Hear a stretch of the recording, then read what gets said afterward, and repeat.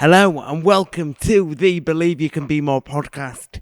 Today I am joined by Brian Adcock, the legend, the man who is always wearing a hat.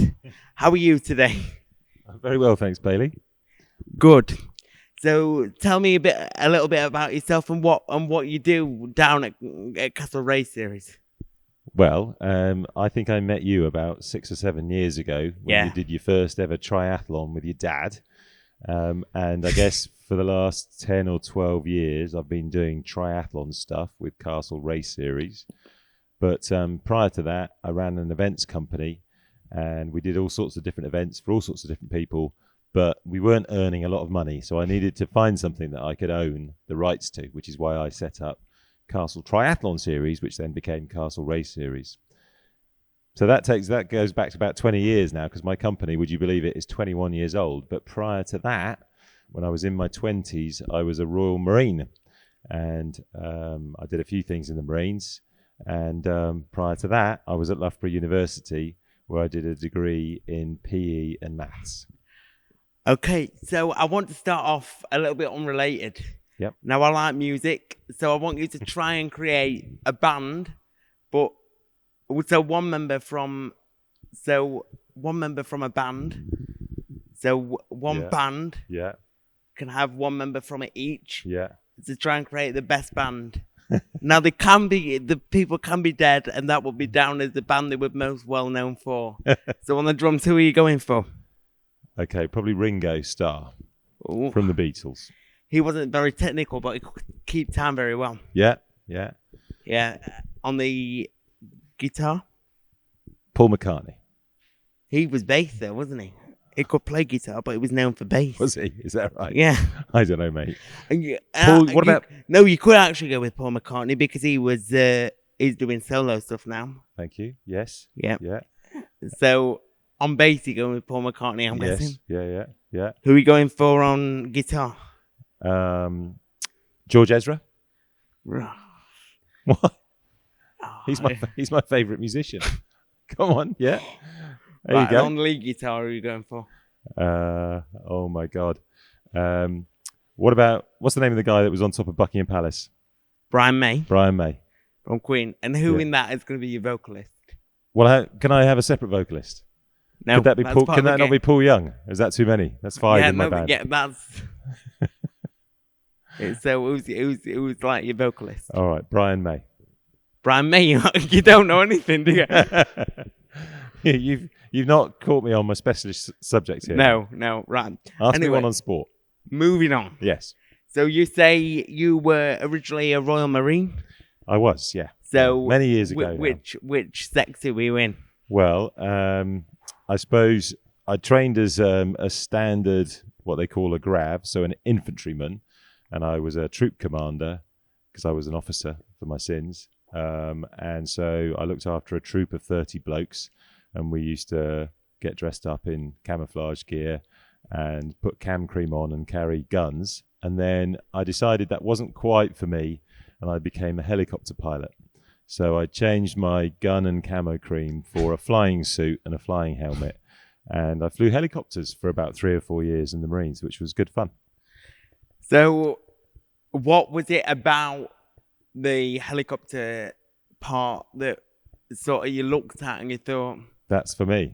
Yeah. Well, my dad was in the Air Force, and so I'd been around aeroplanes ever since I was a tiny little thing. And when I was at university, I did a flying scholarship so that I knew that I had some aptitude to fly these things.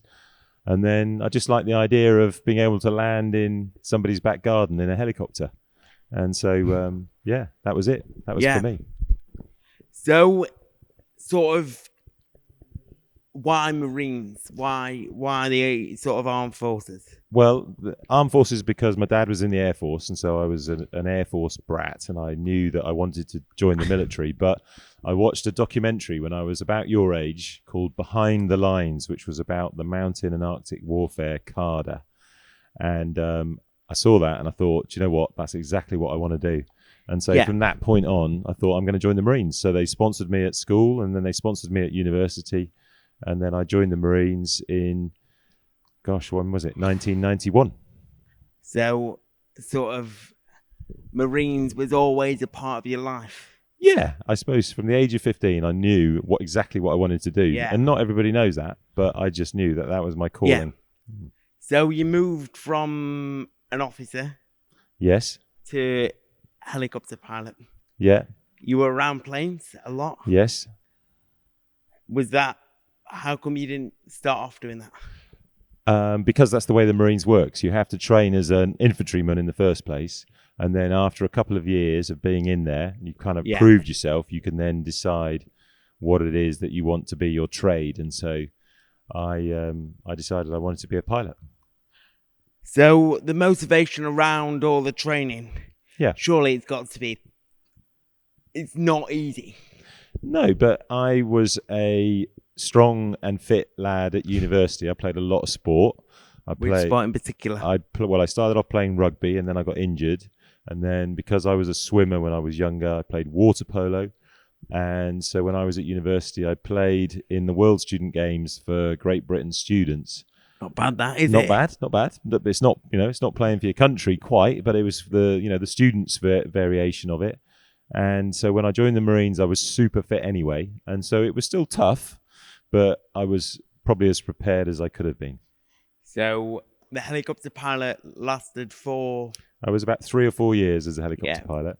And then you sort of packed that in. And then my last job in the Marines I was the events officer at the headquarters of the Royal Marines. So I used to look after anybody that was visiting the Marines. I would make sure that they had a smooth visit. Is that where the events company came along? Partly. Yeah, partly. Yeah. Although I've always been involved in events. When I was in 4-2 Commando, when I was a pilot at Yeovilton, I was always the officer that organised all of the parties. And so, you're the most trustworthy then? I don't know about the most trustworthy, but I was just somebody that had a bent towards running events. So I do want to move on to the Castle Race Series, or formerly Castle Triathlon Series. Yeah. So you set up a company before that. Yep. And that helped out organise other events? Yeah, so basically we did 10K runs, we did corporate events, we organised one wedding, which was an absolute shambles, which is why we got involved in the seating plan on a mirror? Always seems to be a theme. Was the seating plan on a mirror? No, mate. It was a disaster from start to finish. So I knew that I couldn't deal with brides for the rest of my life. And I needed to do something in mass participation, which is why I decided after about 8 or 9 years of running my company, Matrix Events Limited, that we needed to find something where I could do mass participation. Is Matrix Events still a thing? It is, yeah. Is so that what Castle Race Series under? Exactly, yeah. Right. Yeah. So surely the first event was at Heber Castle, which is next month. Indeed. 2009 was our first event. And we knew we were onto something because 1,000 people decided to turn up for the first event. And we only went to market in August and we put the event on in September. So inside 2 months, we managed to get 1,000 people to come and do our very first event. It didn't have any kids on the first event. And then my kids, who you've met, obviously, you know all 3 of my kids. Anyway, they were like 5 and 6 and 7 at the time. And they said to me, come on, Dad, we need to do some kids triathlons. So in 2010, we introduced 3 new venues and we introduced kids races at all of the venues. And that's why we met you. And then you sort of regretted that decision, I'm guessing? No, not at all. No. It says, as I'm sat here. You have brought joy into our lives, Bailey. Joy genuinely. Could be one way of putting it. So the first event, 1,000 people. Yeah. I'm sure in one mind you were really pleased with that. In another mind you were dreading having to organise. Yeah, a little bit. Yeah. Was Simon there? Yeah, so actually I think in the very first event, I don't think I even knew Simon in 2009. It was a bit later. Maybe in 2010 I met him. Simon, by the way, is our swim exit manager. Also a landscape gardener when he's back in Kent. He does enjoy rest breaks though, doesn't he, Simon? He likes the odd rest break. And he tells terrible jokes, almost as bad as yours. But we do miss him. He's not here in France with us this week. By the way, have you told everybody where we are, where we're sat? I have not, because I'm not particularly on the ball at the moment. We are in the actual Chateau of Chantilly, which is where the current event, Trasso di Chantilly race is located at, and we are currently in the gallery room. Galerie de Peinture, the Gallery of Paintings. The Gallery of Paintings. And this painting here, by a French artist called Poussin, is one of the most famous paintings in France. We picked a good spot then. Yeah, we did. Just by chance. By chance. So, why castles? Well, I've always lived in and around castles just because of where my family has lived over the years. We've been quite lucky to be sort of tenants in castles, and I've always loved the history. And I just thought, what better venue could we choose other than castles and a chateau in France? So going back to the first event. Yeah. So 1,000 people. Yeah. How did that go?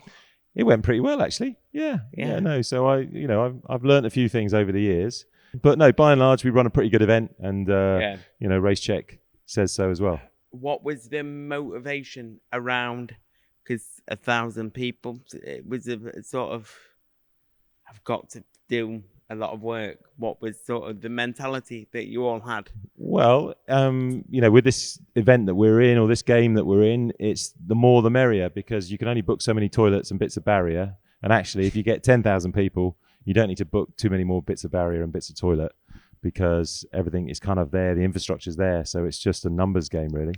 Yeah. So Castle Race Series, 5 events now, plus things like Commando. Yes. And Run or Die. Yeah. How did you get to that? Well, it was a natural state of affairs because we needed a series that had more than one venue. So we looked for other castles, and we found all those castles. And then some of the castles, like Hever, which is on my doorstep down in Kent, we decided that we can organise other events at as well, which is why Commando happened. And our office is based in the grounds of Penshurst Place, so we organised an event there. All right, brilliant. And where do you see yourself and also Castle Race Series in a few years' time? 5-10 years' time? Well, we're going to try and get bigger and bigger, Bailey. Obviously, the last couple of years have been difficult with COVID. This year's difficult because of... How did you deal with that? Because we, along with everybody else, we struggled, and the government were very helpful, but we got through it, and we had a good year last year. We managed to put all of our events on, and we look forward to the future with great hope. Yeah, because surely that wouldn't have been easy, COVID. No, it was tough, but tough for everybody. Some people prospered out of it. We didn't, particularly in the events world, but we got through it. Yeah. So going back to the other question, where do you see yourself and Castle Race Series in 5 or 6 years' time? Yeah. Well, we'll see. I'm hoping that we'll get to a point where somebody else might decide that they'd like to buy our company. Yeah, I've heard Arthur wants to do it. I don't know about my son doing it. I'm not sure. Sure. We'll see. So, and yourself? Well, Bailey, as you know, I'm getting a bit old now, so I'm hoping to retire and head towards the sunset and jump on my yacht and head off to somewhere warm and nice. Would you still come to the events? Yeah, 100%. If they ask me back. Yeah. Yeah. All right. So you've been Brian Adcock, the man with the hat, on the very first Believe You Could Be More podcast thing. I don't know what I'm saying. Thank you very much. Thank you, Bailey. I've enjoyed it. Thank you. Cheers.